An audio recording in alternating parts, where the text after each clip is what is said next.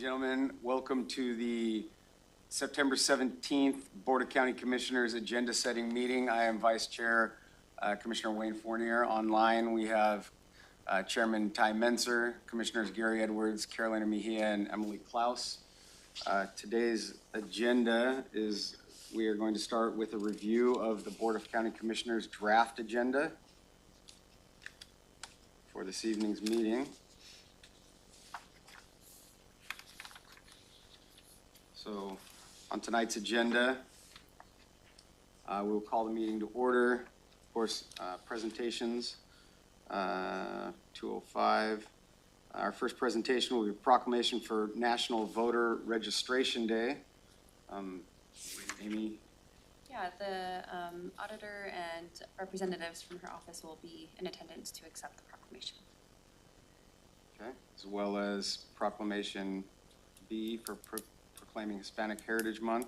Yes, for that we have representatives from the Washington State Hispanic Affairs Commission attending, along with, I believe, a couple of stream team members who are hosting events coming up for Hispanic Heritage Month.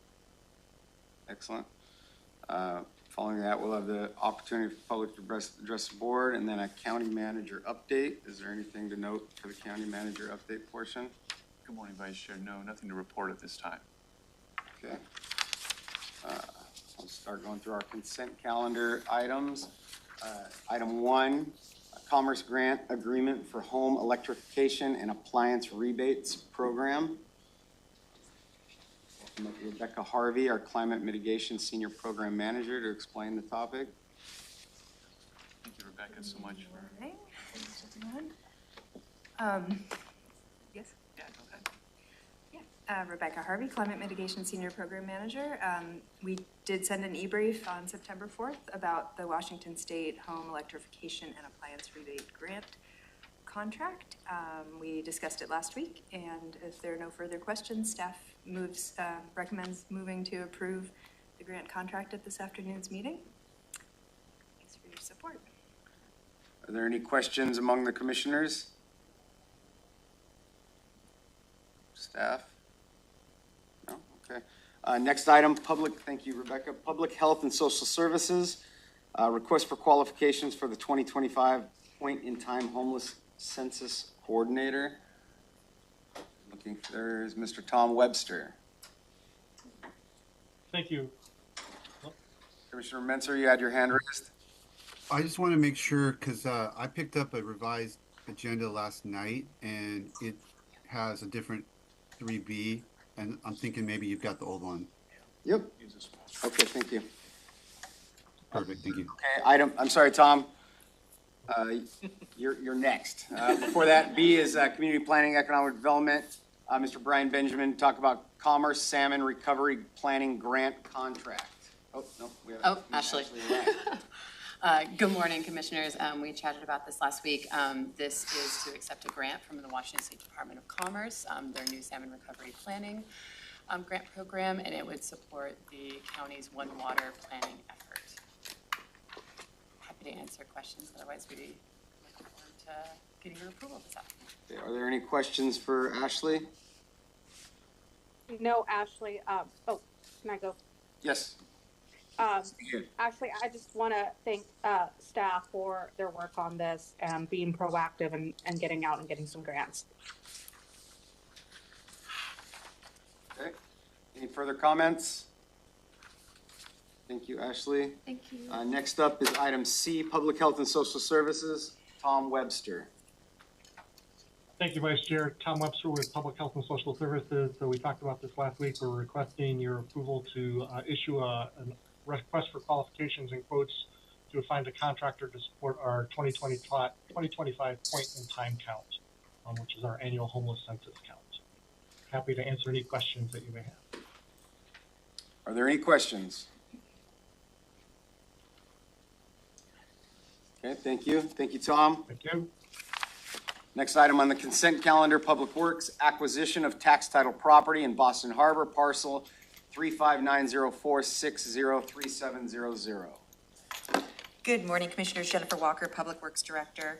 This is a parcel that is adjacent to our Boston Harbor wastewater treatment plant and tax title parcel.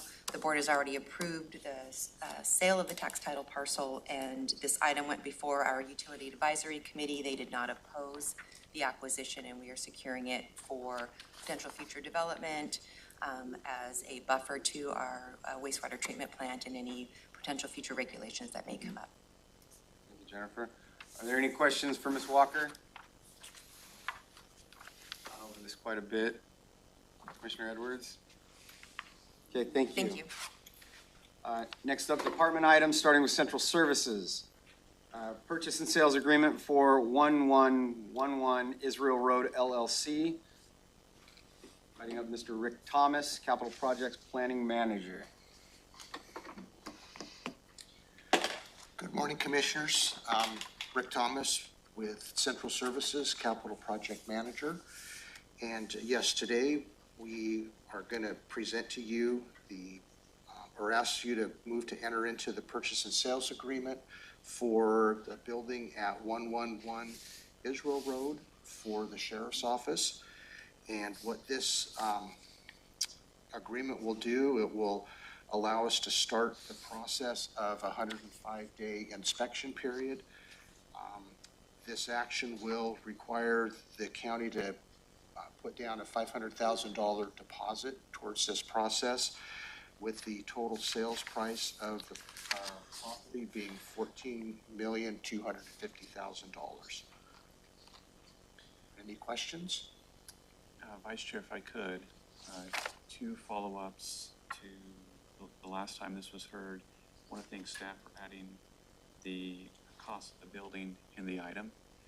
Also, we'll be working with our communications team and with the sheriff's team as well, to put out something about how exciting this is and what our partnership working together as a county is accomplishing. And then just as a note, because there was a community mention about this item was on an agenda previously, but and so things got posted to our agenda system, but unfortunately the agreement wasn't ready.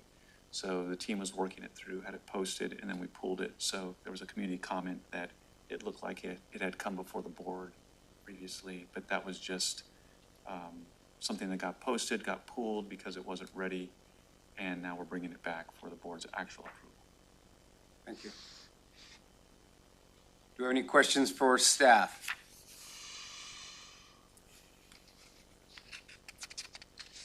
Okay, thank you, Mr. Thomas. Next item, Public Health and Social Services. Item A, Amendment 1 to the interlocal agreement with Thurston Mason Behavioral Health Administration Services Organization for Criminal Justice Treatment Account Funds. And I see Shaylin Sowers, our Treatment Sales Tax Program Manager. Good morning, thank you. This item is requesting that the board authorize an amendment to add $40,000 in criminal justice treatment account funding to the Mason Behavioral Health Administrative Services Organization, or ASO, housing agreement. As we discussed last week, about $370,000 in CJTA funds are provided to Thurston County each state fiscal year by the Washington State Healthcare Authority. Our current agreement is for the 2023 through 2025 state fiscal years for a total of $740,000, and we can spend $370,000 each state fiscal year. At current spending levels, PHSS is projecting approximately $90,000 in underspending in CJTA for the first contract year, and unspent CJTA funds can be rolled over into the second contract year. As it relates to this amendment, the ASO housing program uses CJTA funds to provide housing case management services to individuals with substance use disorder and active criminal charges. And so this includes temporary rent subsidies, and their goal is to reduce their risk of future legal involvement and supporting their recovery. Historically, the ASO has spent down their CJTA allocation and has also utilized unspent CJTA funds from previous contracts to increase rental assistance funds. And this amendment has also been recommended by our local CJTA panel. And I'm happy to take any questions you have. Thank you. Are there any questions from the board? Vice Chair, I don't have a question, but just wanted to thank Shaylin for her hard work on this item, and also how she does a great job offering customer service. She's always friendly and approachable, and willing to help out, gather information. So, Sheila, thank you not only for this item, but just for your overall disposition and your hard work in public health. We really appreciate it. Yeah, Thank you, County Manager. Appreciate it. Okay. Next item. Sir, Senor Mr. Metzger. Before we get too far ahead, I guess thinking about the last item, the purchase and sale on 4A, I just wanted to make a couple of comments because all of a sudden it hit me. This might be the first time the public is seeing discussion about this by the board, and I just wanted to say a couple, three things. One is there's been a ton of discussion about this, but it had to happen in executive session because of the ongoing real estate negotiation. So for the public to see that the board has no comments today, obviously this is a really big item and it's been carefully discussed by the board. Second, the funding for the purchase is coming from public safety tax, which there was a need for sheriff's office infrastructure before the public safety tax passed, and then once the tax passed, which is going to fund more staffing, that pretty much put it over the top that we had to act in a fairly quick manner. And then thirdly, it's very exciting that, this building is essentially less than, a previous building we were looking at as a potential fit to our needs was more than 50% more expensive and in much poorer condition. So we were able to pivot to this option kind of midstream. Once it became known to the board, it was on the market. And anyway, I'm sure there'll be more to say from commissioners when we take formal action, but since this is the first time the public's hearing us sort of address it, I just wanted to throw those 3 points out. Yeah, you make a good point. We'll have to make sure we address that tonight. Commissioner Edwards? I guess just to follow up on that, I think maybe another issue is that whole remodel issue, that we did something similar to this a few years back with the elections building that we purchased, and it was going to be a relatively minimal amount to remodel, and it ended up, I don't know what it was, $10 million, I think, to remodel. And so I'd like to have some discussion in here at least about how much we're anticipating the remodel, because I think the public ought to be aware when we're doing things and then something else changes, they can refer back. Now, wait a minute, what happened here? It kind of holds our feet to the fire, so to speak.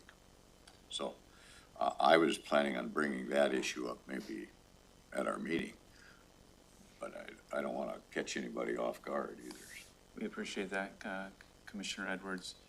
And I think to Commissioner Menser flagging this item, I think it's a good thing because this is a situation where our team has worked in collaboration with the sheriff to identify what is a very advantageous opportunity for us, and that the building, its readiness and the longevity that we'll get from that building. But we can have Rick Thomas be prepared for this afternoon's meeting to be able to speak to the context of the project, because as Commissioner Edwards is commenting, there's a couple of components. We are entering into this arrangement, and we're going to do a due diligence process where our initial outlook of the building is very promising, but it'll go into detail all the major systems of the building.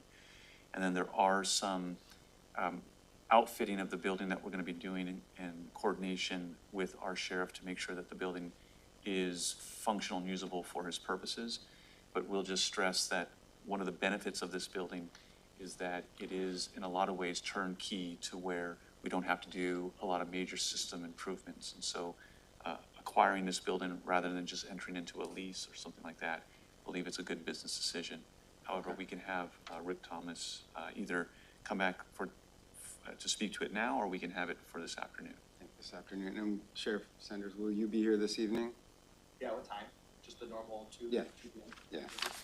and maybe we could also invite you up to talk about kind of the history of, where you're at facilities-wise and how this was tied into the public safety sales tax initiative and what this means to your organization. I'll be here. Okay. Yeah, anything else?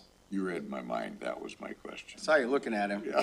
I knew what you were thinking. I just appreciate Commissioner Edwards giving us a heads up for the question he'll ask, so we'll have staff ready to communicate. And I do believe, to Commissioner Mentor's point, it's important for us to communicate this. These are some things that we've been discussing because of the nature of the deal, not wanting to give our competitive advantage away. Yeah. But it'd be good for the public to hear that the county is moving forward with a good proposal. Okay, good points. Anything else, anything further on that subject? Okay. Where we at? We're at B, contract with Homes First, single family home acquisition for affordable housing. Alex Purse, Affordable Housing Program Manager. Good morning, Commissioners. Alex Purse, Affordable Housing Program Manager. Thank you for having me on the agenda this morning and today. I am here to ask you to approve a contract with Homes First for the total amount of $375,000 for the acquisition of a single-family home, which will be used as affordable rental housing, and authorize the Interim Director of Public Health and Social Services to sign the contract and any amendments that do not exceed 10%. Some background on this item: Homes First applied to our Office of Housing and Homeless Prevention request for proposals back in March of 2024. The application included a proposal to acquire the single-family home on Deerbrush Loop in Lacey. It's a single-story, 3-bedroom home, and the purchase will create an additional unit of affordable rental housing in Thurston County. The board approved this preliminary funding award for the project at your June 18th meeting, which was a recommendation that came from the Regional Housing Council.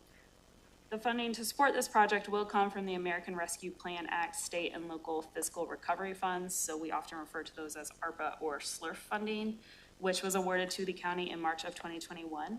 Tom Webster provided a briefing to the board on this item. We had originally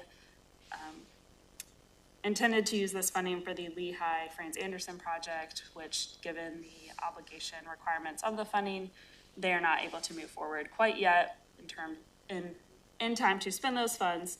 So we are swapping those funds out, making that project whole with other funding, and using the SLRF funding for other projects, which will come to the board in time. So this funding source, like I said, has obligation periods. They have to obligate it by 2024 and expend by 2026, both of which will be feasible using for this project. So once Homes First has completed all their pre-contract requirements and secured all the funding, we will have the contract signed by our director. Happy to answer any questions about this item. Commissioner Edwards. In the end, okay, so this is coming from ARPA money. In the end, who is going to be the owner of this building? Homes First. And then it will be utilized as a rental forever, or will it be for sale? What's the long-term plan? The SLRF funding, the ARPA funding, has a requirement that the home must be made affordable for a period of at least 20 years or longer. So we will secure the affordability period using a lien package, restrictive covenant, deed of trust, promissory note. And when you talk about eligibility, is that something that Home First takes care of, or do we have anything to do with that? How do they make a selection? Lottery? There's going to be quite a few people would maybe be interested in this. Yes, so we have requirements for affordability, which ultimately are Homes First responsibility to vet individuals and make sure that their income meets the requirements.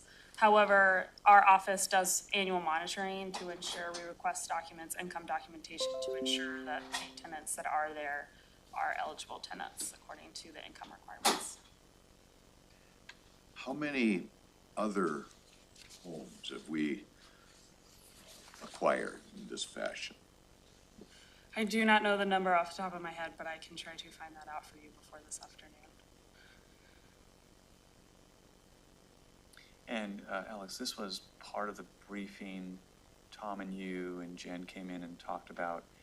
where there was some funding that we were switching, is that correct? Yes, In order to utilize, because one group that was making its way to get a matching type of funding component that fell through. yes. So you guys acted quickly to move this to another opportunity that we're gonna use different type of funding to To make allow. that project. Yes, so the Low Income Housing Institute is planning to develop permanent supportive housing at their Franz Anderson site. They had applied for Washington State Housing Finance Commission and Housing Trust Fund dollars last year, and they did not receive those funding. They're going back this year. So in order to make that project move forward in time to meet these funding requirements, deadlines, we will not be able to obligate those to that project. So we're making that project whole using other funding sources like the local home fund and other state donors. And the goal here is to, in leveraging county funding, to bring more beds online so that we increase the opportunity for folks to have livable situations. Is that correct? Yes. Does Homes First regularly do rentals, or do they try to help people buy homes? Homes First is solely operates rental housing.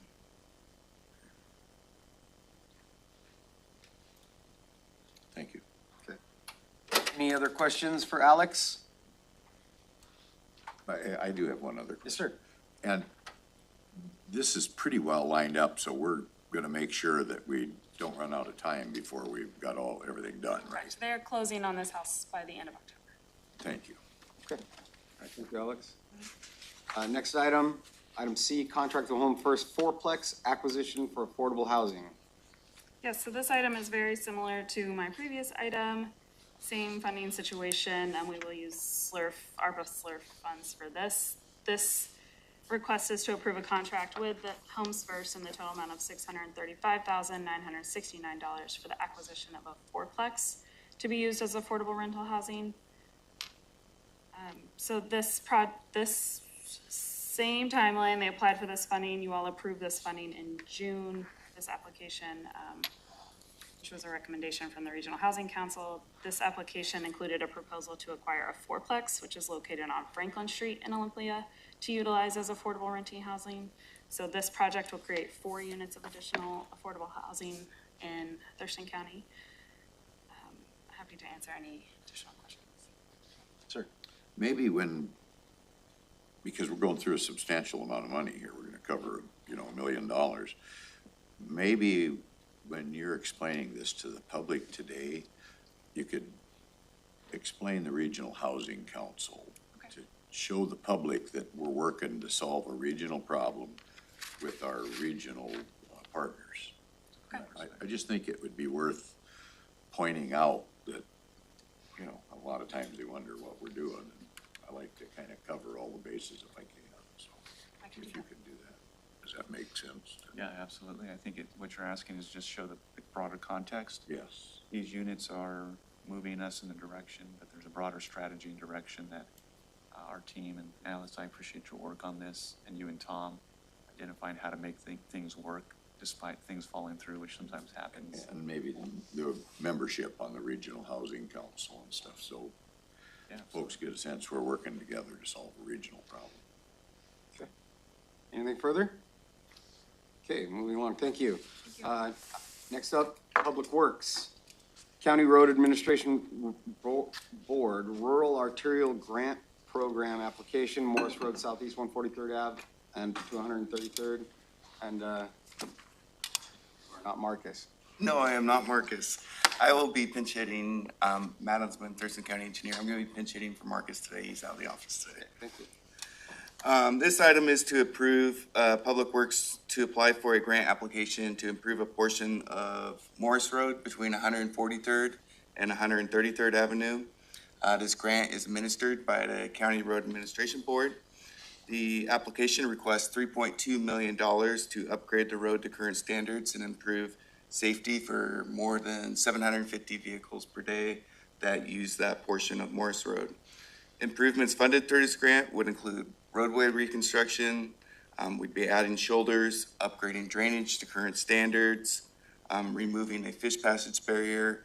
What Removing or replacing? We would be replacing a culvert with a structure that would remove the barrier. Good, thank you. And then we'll also be improving some alignment of some substandard horizontal curves. The estimated total project cost is $4.155 million. The remainder above the requested $3.2 million would come from the county road fund. And again, we're just requesting to put in an application to improve a portion of Morris Road between 143rd and 133rd. Thank you, Matt. Are there any questions for Matt? And the total project cost is? 4.155. Thank you.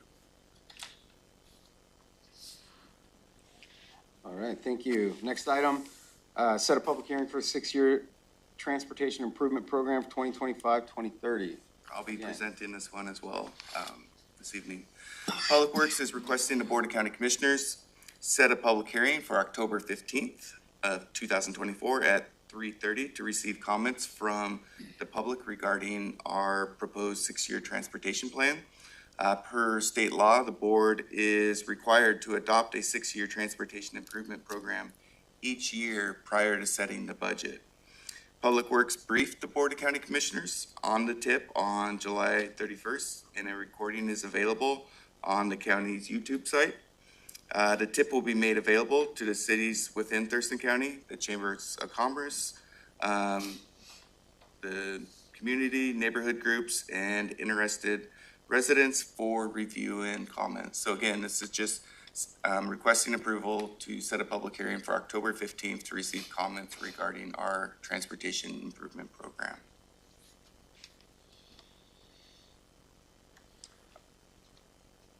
Any questions or comments? You know, not on this one. I'm fine with this, but I think I missed something on the 143, the 4.1 million. Yeah. The crab board. I think we ought to thank our board member, Commissioner Mejia, because she's our representative on the crab board, and apparently is doing pretty good work. I think she's recently got reelected, if I'm not mistaken, too. Thank you. Thank you, Commissioner.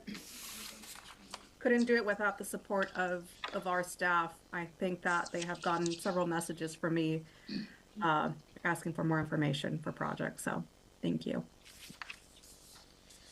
All right, that is it for staff items on the agenda. Next, County Manager will have an opportunity to provide a report. And then we're going to a public hearing. We have a public hearing scheduled for consider the proposed special accommodation excise tax ordinance. Jenica is unable to attend this morning's meeting. She will be here this afternoon to cover it. And she said that she stands by to answer any questions. She was here last week to present on the information. I do believe this is a positive thing for the county moving forward. Yeah. Very pleased at her ability to take this and move it forward. She has been very diligent and hardworking. And she's back from a well-needed vacation, so it's great to have her back. Excellent. Okay, this is something that we've talked about quite extensively, and it was a goal that we set at the beginning of the year. So if there are any questions that haven't been answered yet, now's your time, and we'll do our best. All right. That is it for tonight's agenda. Next on today's agenda is proclamations and awards. Good morning, Amy Davis, clerk of the board. I have no further updates from this morning. Taking a look at the upcoming proclamations. The next one for October 1st is for Domestic Violence Awareness Month. And we have invited representatives from the prosecuting attorney's office and the sheriff's office for Flood Awareness Week. Our County Emergency Management representatives will be in attendance. Thank you, Amy. Next, advisory boards and commissions. Do not have updates. No updates on advisory boards and commissions. Any questions regarding that subject? Okay, that brings us to commissioner items. Are there any commissioner items? Dangerous tree on tax title property. Yeah, we have Bruce, our interim central services director, who's been working this one through. Good morning, Bruce. Bruce Barber, Interim Central Services Director. I'm here with Jason Ash to discuss the removal of a tree from a tax title property at 9406 Burger Court. We originally came to the board on July 16 of this year for a removal of the tree that had been assessed as being in a danger and needed to be removed. Jason went back out and did great work. He got 3 quotes with a low quote of $2,735. I'm here with Jason to answer any questions you may have on this issue. I guess my question is gonna be, what was that first round of funding we were expecting, we were going to expend? The original quote was for $4,380. We saved a little bit. Look at it over. Hope we didn't work you too hard on that issue, but it is a savings to the taxpayers. Thank you. Yes. Yep. Yeah, thank you for looking into that. And Commissioner, going forward, Bruce and Jason will be getting the bids before we come to you, so we appreciate you flagging that, and we'll have that outlined as part of our future process. Thanks. Okay. Any other commissioner items? Did you have the letter? And I emailed it. Okay. I asked Matt to draft up a resolution of support for a bill that Congresswoman Glusenkamp Perez introduced to Congress to rename the Bucota Post Office after Mayor Rob Gordon. This is just something that we found out about this last week. And I know it's like short notice and we hadn't really talked about it, but I figure it's something that everyone can easily agree on. And all it is just thanking her for making that move and saying that we all support it. So I'd love to see the commission all sign off on this, and then we could send it. I don't know what type of process you guys would like to do to get approval to do that, if we just do it right now, or if it needs to be on a future agenda. I'm good with this.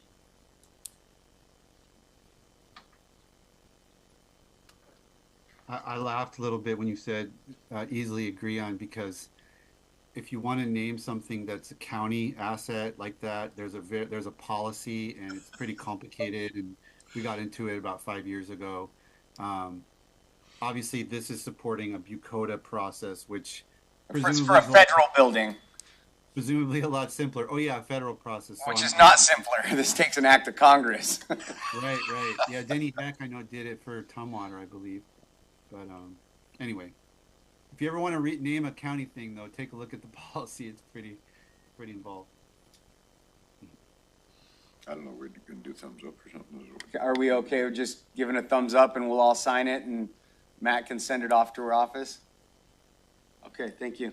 So we'll make that available for everybody to sign. Are there any other commissioner items? Going once, going twice, meeting adjourned. We'll be back at 2 o'clock.